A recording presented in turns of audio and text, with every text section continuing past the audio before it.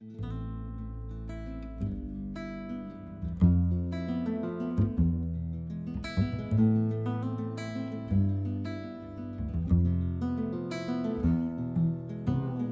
un prophète orgueilleux, ou un prophète bête.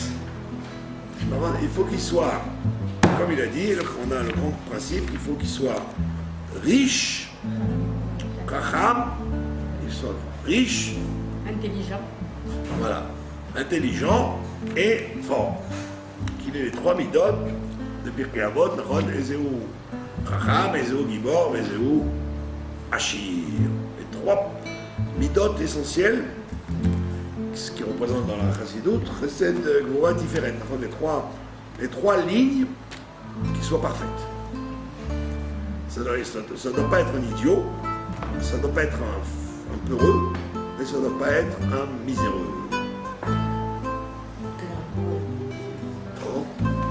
La richesse, c'est un révélateur de la perfection. Quelqu'un qui est dans l'équilibre des midot, automatiquement il devient riche.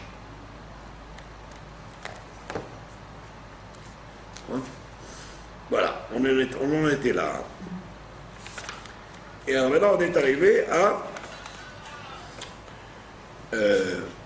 mais on était dans le principe de ce que le Pirkei Avot nous dit, Ezeu Gibor Akovesh et Yitzro, qui c'est le vrai héros, c'est celui qui fait la guerre contre son Yetzer.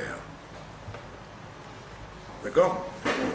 C'est-à-dire qui apprend à se taire quand il a envie de parler, qui ne se venge pas quand il a envie de se venger, qui est Bessimcha même s'il a envie d'être triste, etc. C'est toujours son Yetzer l'amène quelque part et lui, il fait la guerre contre ça. Et il gagne. À Koresh et Yitzro, il gagne sur son Yetzer. Sinon, c'est pas intéressant. Ve'en, le Rambam continue en te disant Ve'en mitnae anavi sheyu etzlo kol ma'alot hamidot ad shelo tafriteu pritut. Il te dit mais ein mitnayat anavi, il n'y a pas dans les conditions du prophète, conditions pour être prophète, chez Yu Etzlo, qui est lié chez lui, Kol Ma'alot Amidot, qu'il ait toutes les qualités au maximum, Ad Shelo Tafriteu Pritut, jusqu'à ce qu'il les ait diminués au maximum.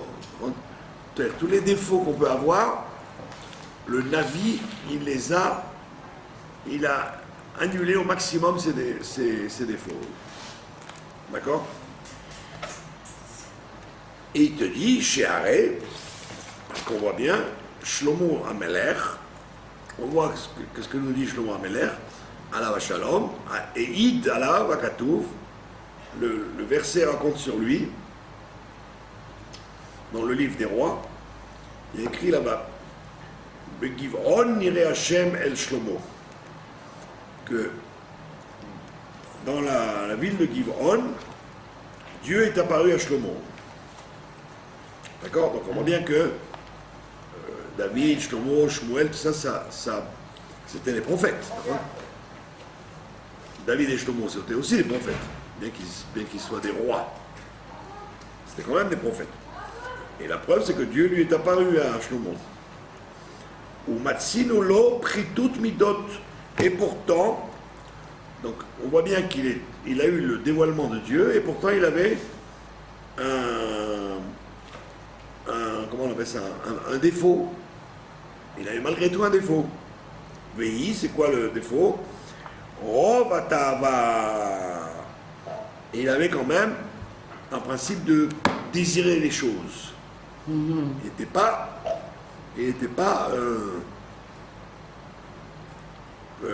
complètement détaché de ce monde-là, quoi.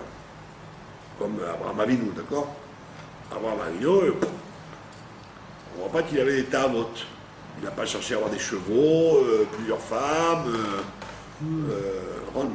Donc on voit que Shlomo Amelech, il avait ça, et pourtant il était prophète. D'accord? Il avait ça, ce principe de grandeur. Beur, Be'arbot Nashim, voilà comme on a expliqué dans la Gemara, le fait que la Torah nous ait dit dans la mitzvah, il ne faut pas que le roi ait trop de femmes, ouais. Et lui il a eu trop de femmes. Donc on voit bien que le fait d'avoir beaucoup de femmes, c'était un défaut. Et ça n'empêchait pas d'être un avis. Vezé mi peulot trunat rov atava. Et c'est une des manifestations de ce qu'on appelle rov atava, le désir, quoi. Le fait d'aimer trop de choses. Donc voilà, Rambam il amène une preuve claire que c'est pas parce que Shlomo il avait des désirs qu'il n'est pas devenu prophète pour autant. D'accord? Alors évidemment, on va te dire que c'était un désir du côté de la Kedusha, nanana, c'était pas du vice. Ok, mais il n'empêche pas moins que c'est ça qui l'a fait tomber. Le fait qu'il y avait trop de femmes et trop de chevaux et trop de... Donc ça a provoqué qu'il a demandé trop d'impôts aux gens, et qu'au début il était aimé par tout le monde, et puis après ils l'ont jeté dehors. Il est devenu un dictateur. Parce qu'il a ruiné l'État. En construisant des palais magnifiques à ses femmes et en gaspillant l'argent du... Autant son père il était simple, ouais. David Ameller. Il vivait comme un roi, mais simplement. On ne le voyait pas mener grand train. Lui, Shlomo Ameller, ça a bien commencé, puis ça finit en catastrophe. Et pourtant, il y a écrit que Dieu est apparu à Shlomo. On voit bien que il peut y avoir un manque de shlemut, un manque de perfection dans les défauts, et pourtant, on peut être prophète quand même. Et ça, c'était en ayant Chokhmah Bina Deda. En ayant la richesse, l'intelligence et la force. Ouais. Amar mevoa alo al ele chata Shlomo. Et pourtant, il y a écrit dans Néhémia, le prophète Néhémia, c'est-à-dire bien plus tard que Shlomo. Shlomo, c'était au début du premier temple, c'est lui qui l'a construit, et Néhémia, c'était à la fin du premier temple, donc 400 ans après. Néhémia, il est revenu avec Mordechai au deuxième temple, ça veut dire. Donc c'est un prophète qui est arrivé beaucoup plus tard que Shlomo. Et qu'est-ce qu'il dit? Allo alele chata Shlomo. Pourtant, sur ces choses-là, Shlomo a fauté. Vechen, David Amelech, également David Amelech, alav shalom, Navi Amar, le prophète a dit sur lui, probablement c'est Shmuel qui a dit sur lui, Amar li diber Tsur Israël. Il a dit Dieu, le Tsur Israël, le rocher d'Israël, c'est-à-dire l'Éternel, il m'a parlé. Dieu m'a parlé. Ou Matsanu Oto, et pourtant on a trouvé que Shmuel a dit sur lui qu'il était Baal Arzariut, qu'il était un peu cruel, qu'il avait il manquait de miséricorde, David Amelech. David Amelech était du côté gauche, du côté rigueur. C'est ça qu'on appelle le rouquin. Donc il avait un aspect de rigueur. Comment on voit qu'il avait un esprit de rigueur? Parce qu'il laissait jamais d'ennemis vivants, quoi. Il exterminait tout le monde. Il faisait du nettoyage.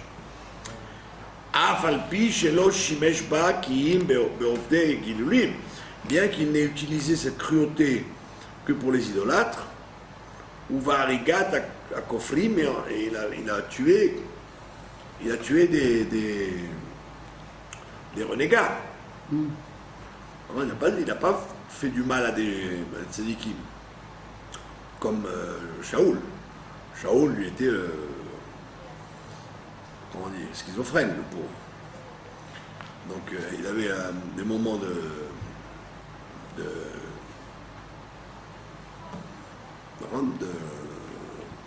high, il était euphorique, et après il était down. Après il était hyper triste.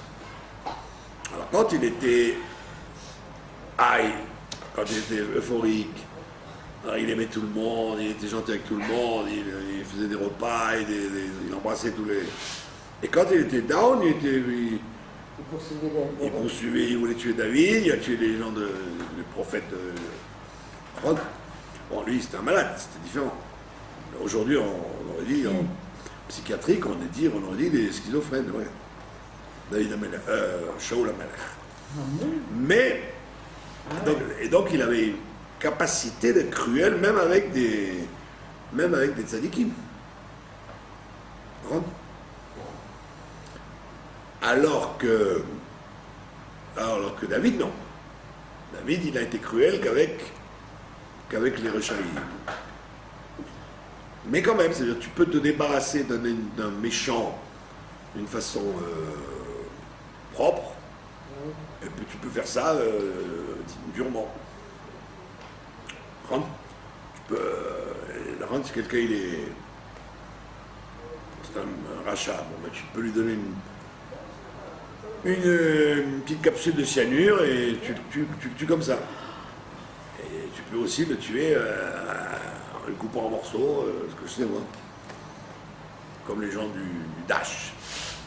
Donc Par contre, quand tu exagères dans la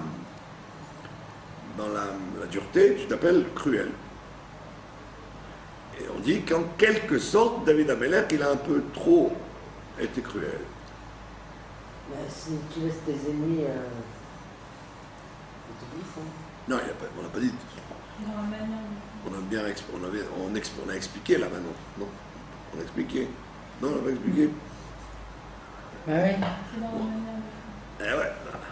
Tu peux tuer proprement ou pas proprement. Non?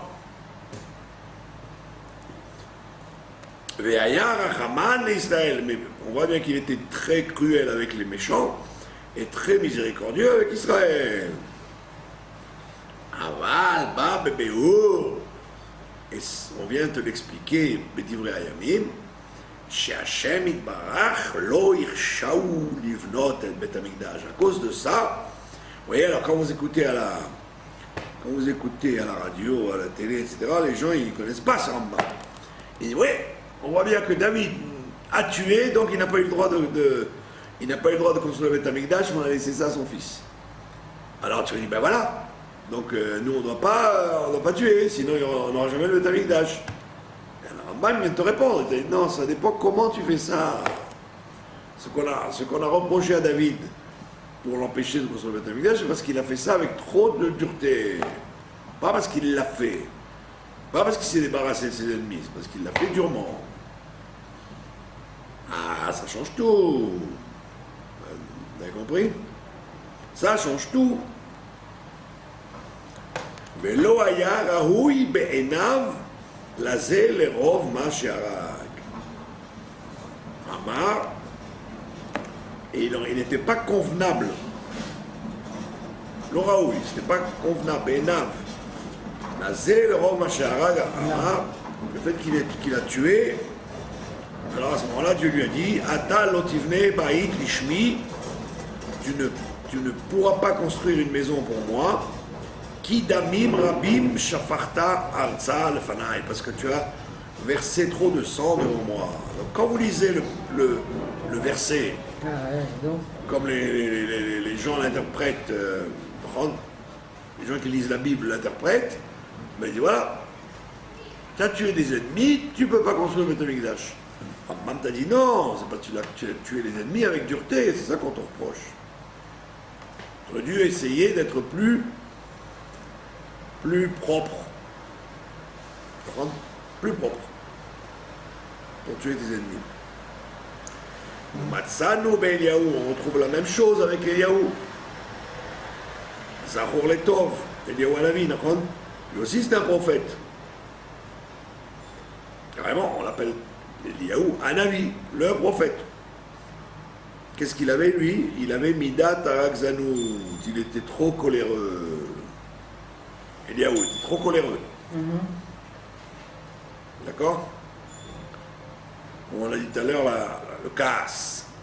Il était trop coléreux, il était trop impulsif, Eliaou Hanavi. Véa Falpi, chez Shimesh Ba, Bakofrim, bien qu'il ait mis sa colère contre les renégats, Baalehem Ayakoes, c'est contre eux qui s'énervaient. Aval Amrou Achachamim, les sages nous ont dit sur lui, sur Eliaou Hanavi, chez Hachem Itbarech, le Kacho et Amarlo, Dieu l'a pris, il l'a emporté, Eliaou il est mort, il n'est pas mort. Il n'est pas mort, il a été emporté sur un char de feu. Chez Enoraou Limshol, Bifne Adam, Meliot Lahem le Kohen. Il ne peut pas servir de prêtre aux êtres humains parce qu'il est trop coléreux. Mais où? Ouais. Comme Pinchas. Pinchas, il était coléreux, mais une fois. D'accord? Il était coléreux, mais une fois pour la bonne cause, avec l'histoire de Zimri, etc. Mais Eliaou, on dit que c'est son Gilgoul. Lui, il était toujours coléreux. La preuve, c'est qu'il a dit sur le Ham Israël, ils n'écoutent pas,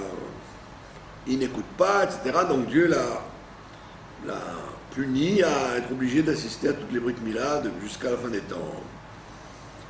En capara de la colère qu'il avait contre les Ham Israël qui l'a accusé de ne pas respecter la Brit Mila. Donc on voit bien que le Navi peut avoir un défaut, c'est-à-dire une mida qui n'a pas suffisamment travaillé, et pourtant il reste Navi. Ça, on lui a pas enlevé la nevoie à cause de ça. Donc ça veut dire que nul n'est parfait. Excusez-moi, On ne peut pas demander à quelqu'un d'être parfait. c'était une punition pour Eliaou Hanavi d'être là toutes les brides? Ben oui.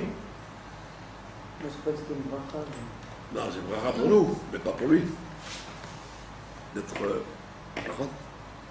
Mais qu'est-ce qui donne en c'est comme un, comment on appelle ça, un abonnement. Il est obligé tout le temps d'être au Brit. Il est obligé de descendre dans ce monde-là pour assister à la Brit. Bah, il doit être tout le temps là, alors. Ben, tant mieux. C'est pour ça que comment on appelle ça, dans les Brit Mila, vous avez des communautés qui utilisent des plantes. Vous avez jamais vu ça? Au moment de la Brit, ils disent Bessamim. Ok. Vous avez vu ou pas?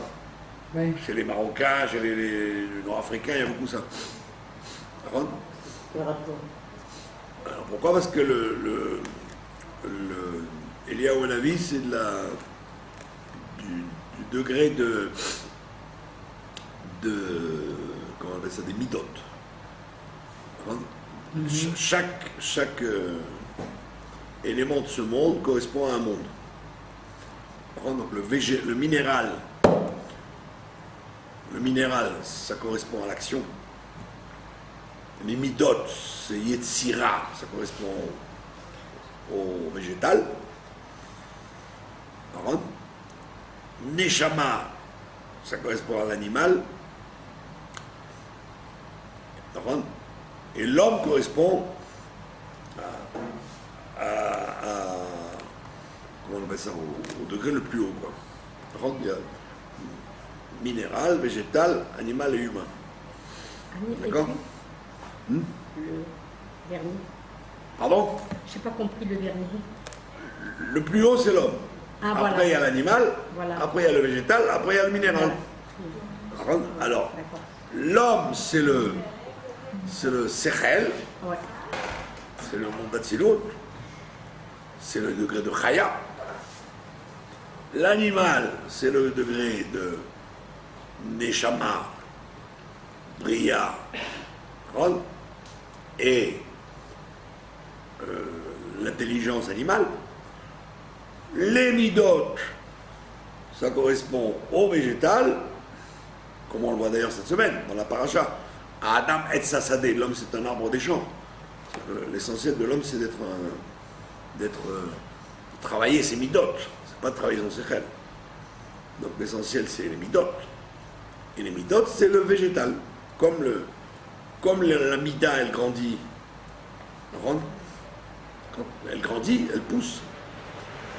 Le végétal aussi. Comment on voit un végétal, c'est de le voir évoluer, pousser. Et le minéral, c'est le monde du silence, etc.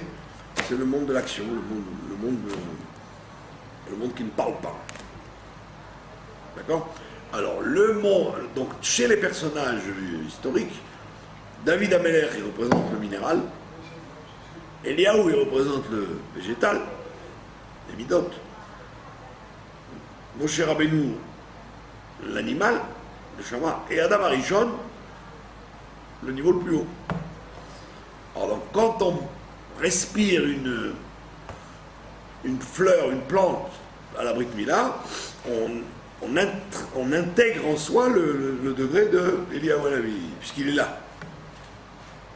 Il est là, donc il y a le monde du végétal qui se présente avec Eliyahu Hanavi. C'est d'ailleurs pour ça qu'il était coléreux. Parce que la colère, c'est, si vous avez remarqué une colère, comment vous la calmez? En vous taisant. Si vous êtes en colère, si vous commencez à parler, ça prend des proportions jusqu'à éclater. Alors que si vous êtes en colère et que vous taisez, la colère elle s'étouffe. Comme une plante. Si tu la laisses pousser, alors elle n'arrête pas. Si tu l'empêches de pousser, ou tu la coupes, ou tu l'étouffes dans un endroit fermé, eh bien elle n'avance pas. Elle ne grandira pas. Donc on voit bien que la mida, le principe de la mida, c'est un sentiment, c'est quelque chose qui est ressemblant au végétal, et c'est quelque chose qui évolue avec qui grandit, si on la laisse grandir. Et donc chez Eliyahu Hanavi, c'était lui le principe même du végétal et de l'évolution des midot, il avait la mida de Rakzanout extrêmement, donc la colère très très développée chez lui. Pour un oui, pour un non, il s'énervait, quoi. D'accord? Il avait comment on dit en français, en hébreu, il avait la mèche très courte, quoi. Il avait une mèche très courte. Vous avez compris? Et alors, donc, Rambam te dit, tu vois bien que Shlomo Ameller, David Ameller et Eliyahu Hanavi, ils avaient chacun un défaut particulier, et pourtant, ils n'ont pas été, ils sont restés des Nevi'im. On les a laissés prophètes. Donc on voit bien que être prophète ne dépend pas d'être de la perfection. Tu peux avoir une qualité extraordinaire, Chacham, Ashir, Libor, etc., mais ça ne t'empêche pas d'être un homme qui a un défaut quelque part. Ah ouais. D'accord? Ça Il n'y a que Dieu qui est parfait, quoi. Tout être humain est obligatoirement imparfait. D'accord? Même si c'est en finesse. D'accord?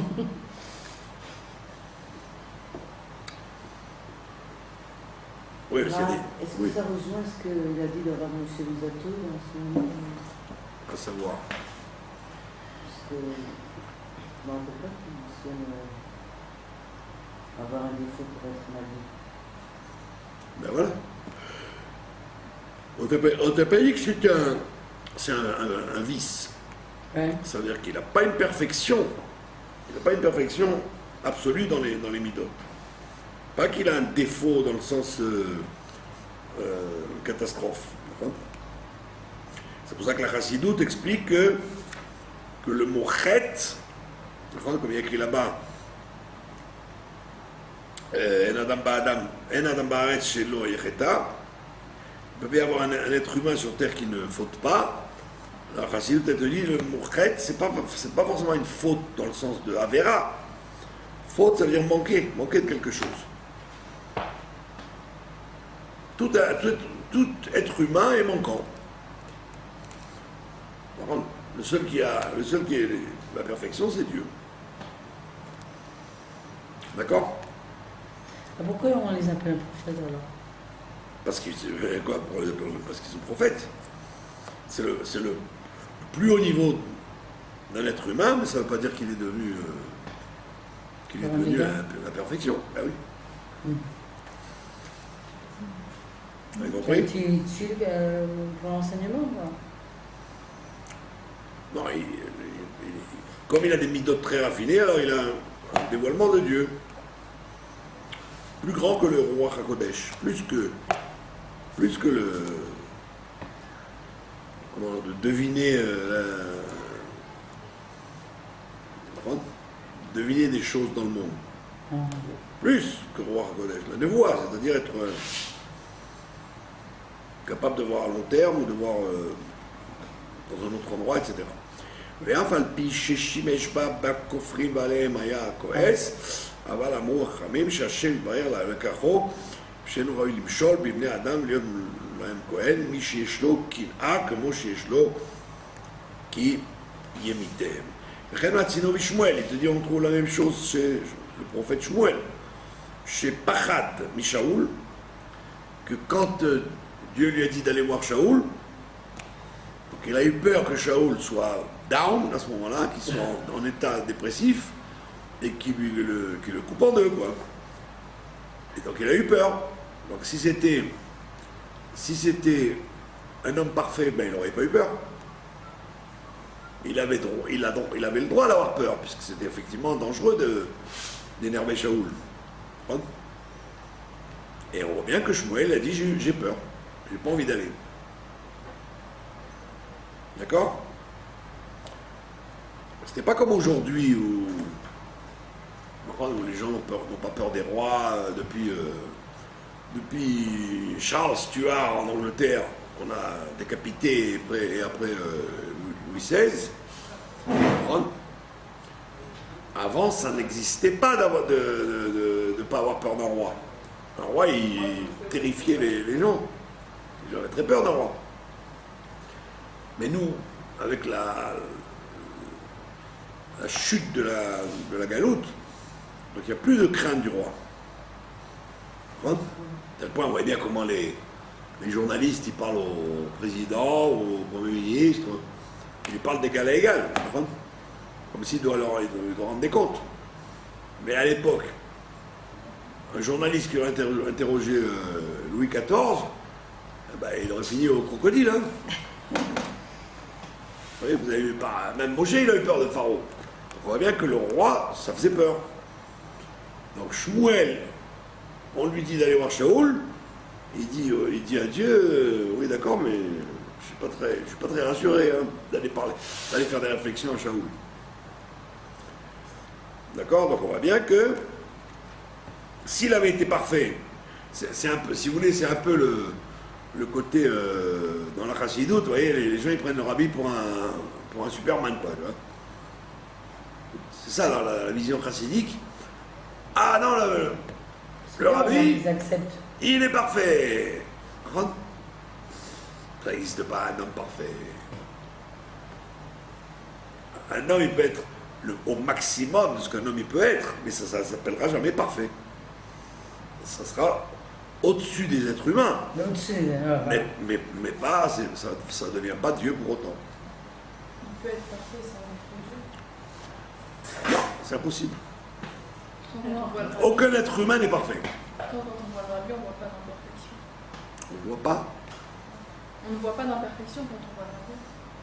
parce que vous voyez de bas en haut, vous regardez par rapport à vous. Mais ça dit Gamou, Hein? Ça dit qu'à bon, ça veut dire que c'est ce que le maximum que l'homme puisse faire, l'être humain puisse être. C'est le top des êtres humains. D'accord? C'est comme ça, le monde est fait comme ça. À partir du moment où tu es créé avec un gouffre, avec un corps, automatiquement tu as les imperfections d'être un être humain. C'est la raison pour laquelle, mes chers enfants, vous qui êtes des personnes qui réfléchissez, vous êtes au courant que la Torah a été donnée avant le monde, d'accord? 2000 ans avant la création du monde, il y avait déjà la Torah, Alpaim Shana, d'accord? Alors c'est une façon de parler, quand on dit Alpaim Shana, parce qu'il n'y avait pas de temps, avant le monde, il n'y avait pas de temps. Donc on dit 2000 ans. C'est-à-dire que la Torah, elle est au-dessus du monde. Elle parle de choses qui c'est pas comme le journaliste qui raconte ce qu'il voit. Je vois une chose, je raconte. La Torah, c'est pas ça. Là. La Torah, elle te dit des choses avant que le monde n'existe. D'accord? Or, qu'est-ce qu'elle dit, la Torah, dans les 613 mitzvot? Elle dit, le 10 Tishri, vous ferez Yom Kippour. Yom Kippour, d'accord? Le fait de pardonner les fautes, c'est une des 613 mitzvot. Donc ça existait avant tout. Comme le Shabbat, comme Pessah, comme prélever la chala, comme faire kiddush. Tout ça, ça fait partie des 613 mitzvot, donc ça a toujours existé avant le temps. Ah, tu vas dire quoi? Alors, avant que le monde n'existe, on parle de Kippour. Donc on parle de faute. Mais pourquoi tu parles de faute? Adam Arishon n'a pas encore fauté, il n'est pas encore né. Pourquoi on commence déjà à parler de faute? Pourquoi on parle de Kippour? On ne parle pas de Kippour. Kippour, c'est... Ah, si tu as fauté, alors il faut que tu Kippour. Non. Ça veut dire que tout être humain, il a besoin de Yom Kippour. Même le rabbi, même Moshe, même ta grand-mère.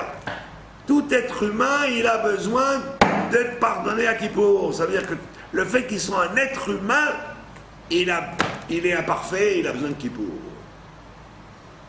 Vous avez compris? Sinon, vous auriez dit, attends, mais c'est pas logique.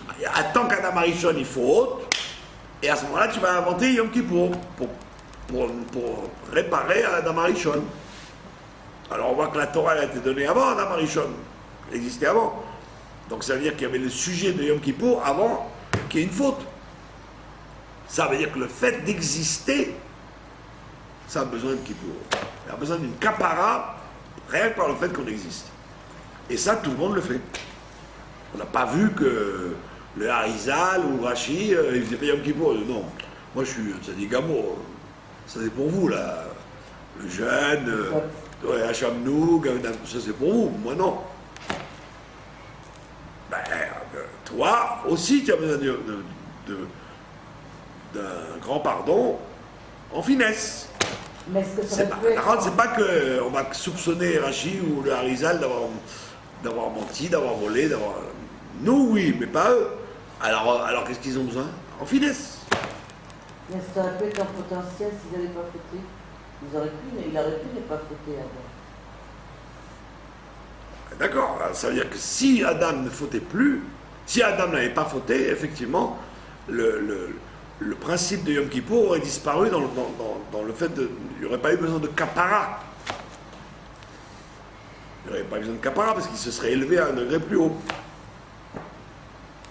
Mais on voit que non. On voit que dès que l'homme a été créé, il a besoin de kapara.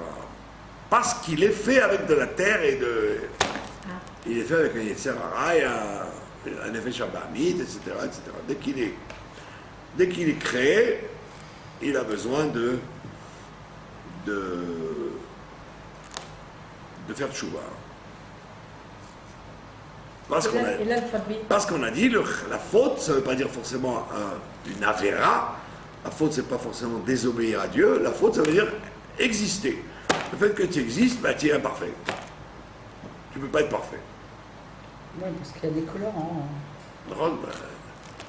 Même mon cher Rabbeinu, ben, il ne savait pas tout. Et l'alphabet, elle existait, il paraît qu'elle existait aussi. Absolument. Voilà, il te dit. Puis elle m'a dit ça, je suis restée. Voilà. Oui, les lettres existaient avant. Et il te dit, voilà, Shmuel Hanavi. Shmuel Hanavi. Lui, alors, il avait le problème de Shlomo, puisqu'il vivait dans la misère, ni il avait le problème de David, puisqu'il n'a jamais eu besoin de tuer des ennemis, à part Agag. Il a tué Amalek, Shmuel. Il lui a coupé la tête. Ni il avait le problème de Eliaou, qui s'est mis en colère, mais quand même, il a eu un problème, il a eu peur. D'accord? Il a eu la crainte de la réaction de Shaoul. Ou Yaakov, chez Pachad, Mishat Esav, mais voilà, Yaakov aussi. Yaakov, il a eu peur quand il devait rencontrer Esav. Alors, quand on dit qu'il a eu peur, Yaakov, c'est pas qu'il a été aux toilettes, qu'il a eu envie de faire pipi de peur. Avoir peur, c'était pas forcément avoir une trouille. Donc il y a des degrés dans l'imperfection, d'accord?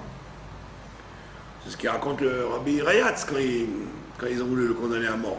Il a dit qu'il avait peur. Mais il n'a pas voulu le montrer. Pour pas faire peur aux chassidim. Qui aurait dit, ah, si le Rabbi il a peur, alors ça y est, on a qu'à se tirer une balle dans la tête. Non, il a rien montré. Il a montré que tout va bien. Il a fait semblant, mais il a eu peur. Comme quelqu'un m'a dit, mais non, c'est pas possible, le Rabbi, il ne peut pas avoir peur.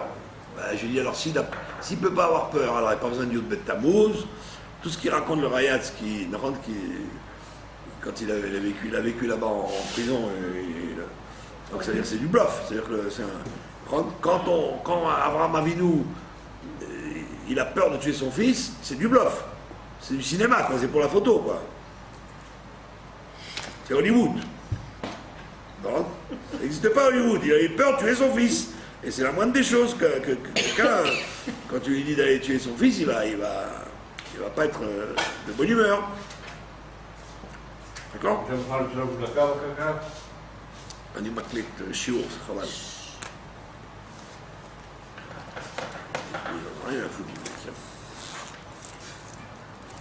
בואו כבר, אבל פעם הבאה תבדוק ש... לא, אתה צודק. אני צודק. תודה. כל טוב, חודש טוב. Donc il te dit, revenons dans le mouton, il te dit, monsieur... Rambam te dit, Yaakov Avinu, il a eu peur de Esav. Ne me dis pas qu'il n'a pas eu peur de Esav, c'est écrit clair. Alors on t'a pas dit qu'il a eu peur de Esav parce qu'il avait peur de mourir ou il avait peur de prendre des coups. Non, on te dit qu'il a eu peur de tuer ou d'être tué, etc. Bon. Donc ça veut dire qu'il y avait quelque part, même les plus grands tzadikim, les prophètes, etc., c'est pas des robots, c'est pas des Superman.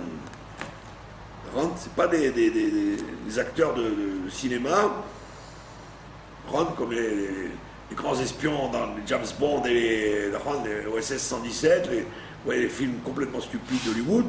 Le gars il saute d'un avion à 5000 mètres, il fait comme ça, et il arrive sur Terre, il soulève la mèche simplement. Il n'a rien, il n'a rien dû, il s'est rattrapé à un arbre, et il soulève la mèche. Il n'a même pas perdu la carte d'identité, quoi. Oui. Alors quand les gens ils voient ça, d'accord, ils se disent, ah c'est formidable, ça existe ça.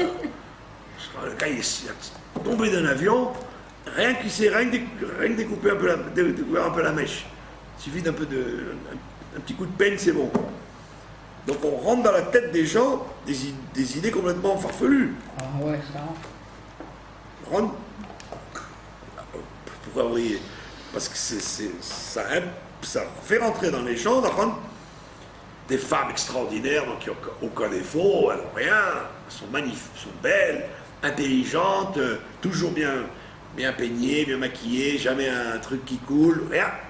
C'est des stars qui ne bougent pas jusqu'à 120 ans. D'accord? Les hommes, rien du tout.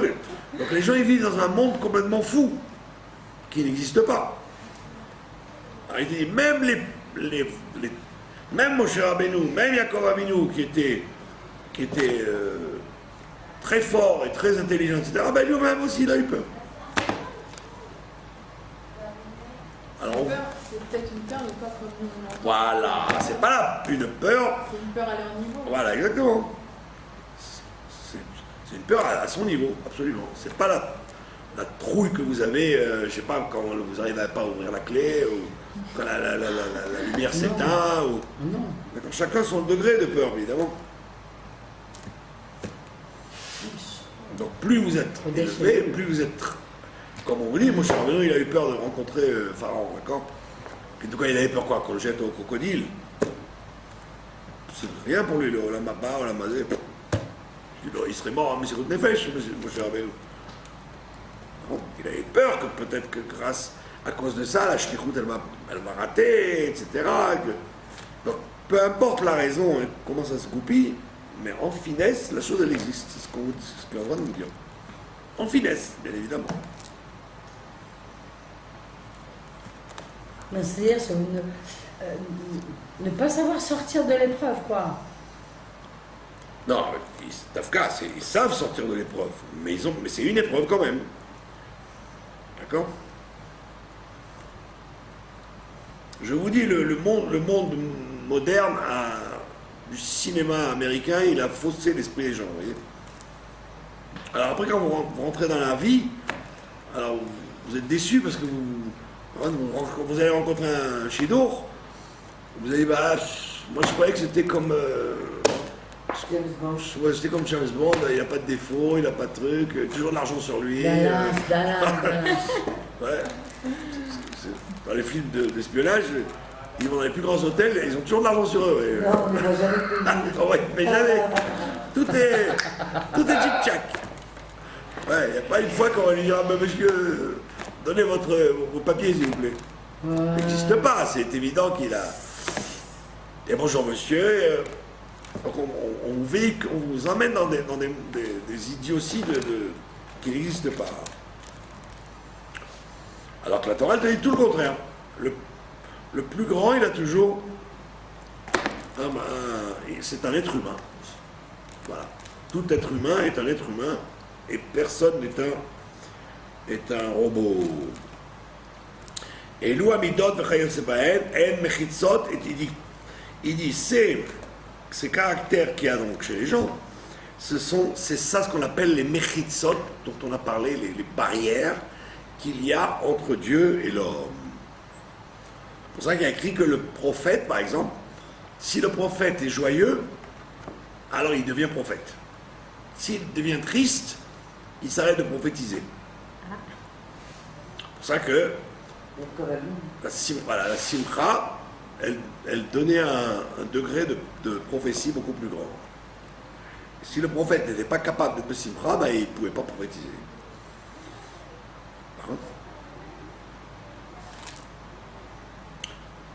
Allez, ma shalom, il te dit, c'est donc les défauts qui font la barrière entre Dieu et les hommes.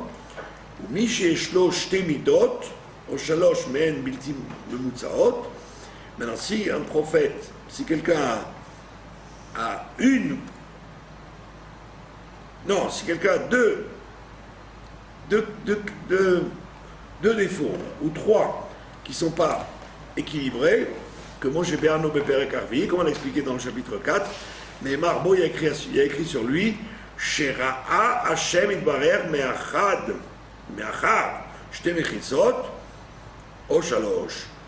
On dit à ce moment-là, donc ils disent, si c'est un petit défaut, par contre, un défaut minime, ça ne gêne pas. Mais s'il y a deux défauts ou trois, alors ça devient une barrière. D'accord? Donc un petit défaut, comme on a vu sur les personnages qu'on a cités, ça ne les empêche pas d'être navis. Mais plus que ça, oui.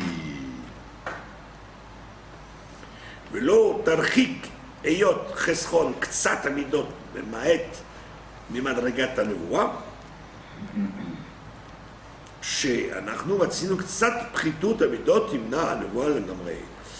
Alors il te dit, donc il te dit le fait, ולא תרחיק היות חסכון קצת, il te dit le fait que tu ne t'éloignes pas, il dit, ולא תרחיק, n'éloigne pas le principe, היות חסכון קצת, quand il y a un tout petit défaut, un tout petit manque, voilà, dans les midot, ça n'enlèvera pas la nevoie. Donc il te dit, ces choses-là qu'on a vues, ça n'a rien enlevé de la nevoie. La preuve, c'est que, à quel moment, par exemple, Yaakov Avinu a perdu la nevoie? Quand il était triste à cause de son fils. Là, il a perdu la nevoie pendant 22 ans, parce qu'il était dans le désespoir de son fils. Alors que là, alors que la peur qu'il a eue de Esav, eh ben, ça lui a pas enlevé la nevoie. On voit bien que, comme vous avez dit, si c'est en finesse, le défaut est en finesse, ça n'enlève rien. Alors qu'à un moment, quand Yaakov était vraiment déchiré par la disparition de son fils, là, il n'a même pas été prophète pendant... Il ne pouvait plus être prophète, puisqu'il n'avait plus de joie, il était plus joyeux. Il était endeuillé pendant 22 ans. Vous vous rendez compte?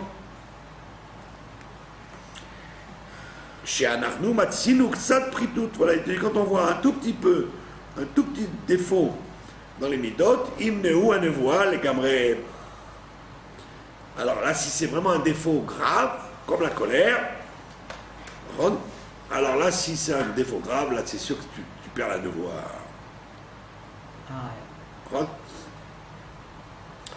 Vous connaissez l'histoire avec quand le rabbi a eu le problème avec les livres, là. Quand il a eu le problème avec les livres de son neveu, là, qui avait volé les livres, alors il était dans un état très mauvais, quoi. D'accord? Et il avait une tête très contrariée. Et il y a un vieux chassid, comme ça, qui a demandé au rabbi. Et je comprends pas, vous faites une tête, c'est bizarre. Alors le rabbi lui dit qu'il était contrarié avec une histoire des livres. Qu'est-ce qu'il lui répond, le chassid? Il dit, mais pourtant c'est écrit dans le Tanya, à Moar, Shalit à la lèvre, que le cerveau dirige le cœur. Donc il dit, le cerveau dirige le cœur, donc vous ne devriez pas être triste. Et le rabbi lui a fait, mais moi j'arrive pas. Il dit, mais j'arrive pas. Alors tu lui dis, bah, vous voyez, c'est un Rambo, le rabbi. Rien ne le marque. Rien ne joue sur lui. L'autre, qui était quand même insolent, quand dit au rabbi, allons monsieur, quand l'esprit domine le cœur, C'est sentiment, quoi. C'est un manque de... On dit pas comme ça, on parle pas comme ça au rabbi. Lui, il s'est pas gêné de le dire. Et le rabbi lui a répondu clair, devant tout le monde, il a dit, ben, moi j'y arrive pas. Moi, je suis à la lèvre, voilà. D'accord? Ça veut dire que... Donc, le Rambam, c'est ce qu'il te dit. Il te dit pas que le prophète, par exemple, ça y est, il ne sera jamais plus prophète parce qu'il a un problème. Il ne pourra pas prophétiser tant qu'il n'aura pas réparé ce problème-là. S'il répare ce problème-là, il va reprophétiser. D'accord? Et il dit, l'un des problèmes les plus graves qui empêche la prophétie, c'est la colère, le casse. Complètement. Comme ils ont dit les sages, Kol hakoes, toute personne qui se met en colère, toute personne qui se met en colère, si c'est un avis, Nevuato mistaleket mimenu. La prophétie s'en va de lui. Ouais. On n'a pas dit que c'était pour toujours. Elle s'en va de lui tant qu'il n'a pas repris sa simcha, quoi. S'il est en colère, la prophétie s'en va. S'il redevient de bonne humeur, la prophétie revient.